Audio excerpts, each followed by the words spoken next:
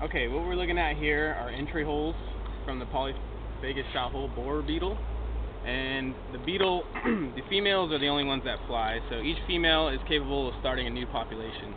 The female will bore into the tree, like we have here, carry with it fungus in its mycangia, which it's able to harvest the fungus in the xylem tissue of the avocado. Once it harvests the fungus, it'll lay eggs, and then the larvae will develop into mostly females and males, and the brothers and sisters will mate. And then the pregnant females will emerge from the holes, either fly away to a new tree, start a new population, or like we see here, just move up and start new harvesting of the fungus. And what's bad about it is one beetle, one female can potentially start a new population. So it's a pretty serious problem.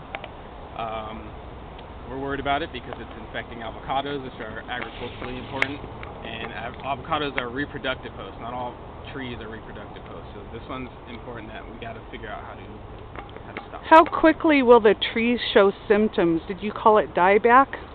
There is some dieback that can happen. Depends where the beetle is boring into. They typically like these areas. This is actually a branch that broke because of the beetle. You can see some gallery areas. This sugar exit, it's just a plant response. They generally like this area here to bore into. Where a lateral branch is coming off, kind yes, of? Okay. But if they do bore into this area and they're harvesting the fungus, they're blocking a lot of nutrients that are going up into the higher parts of the plant. So if they're heavily populated in this area, you're going to get a lot of dieback, and the branch will fall and break like with this here. And when it breaks like this, it causes more problems because you get other canker pathogens that can come in and get onto these. Do they somehow use the phloem, the sugar? They don't use the sugar, they harvest their fungus in xylem tissue. Ah, so they aren't feeding the sugar to their babies? No. No. They're boring into, past the phloem, into the xylem. And you're subculturing the fungus. What fungus is it? You said myco what? Fusarium uwalacea. Fusarium uwalacea at Riverside, okay? It's a fusarium that's unique in this symbiotic relationship, and it's different from where we think the beetle came from. There is a T shothole borer in Southeast Asia, and there's also one in Israel area in the Middle East.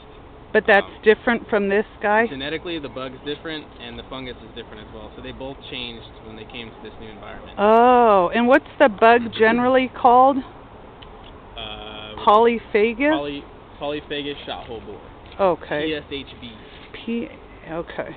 Is there a genus and species to that? There must be a real name. Yeah, I forgot. Okay, that's all right.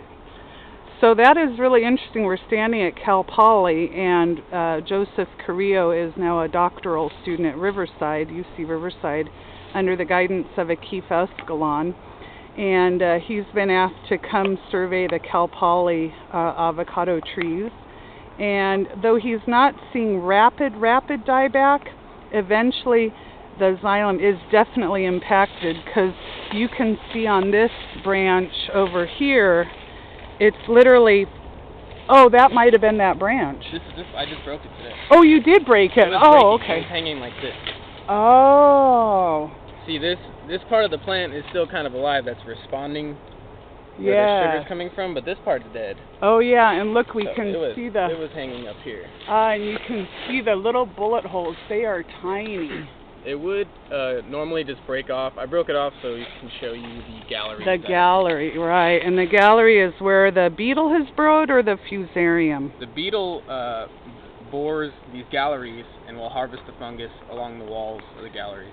Can we still see the fungus, the fusarium? No, this branch is pretty dead, but you can see where this black area is where the fungus is. Okay, well, thank you, Joseph Carrillo. Good luck on your doc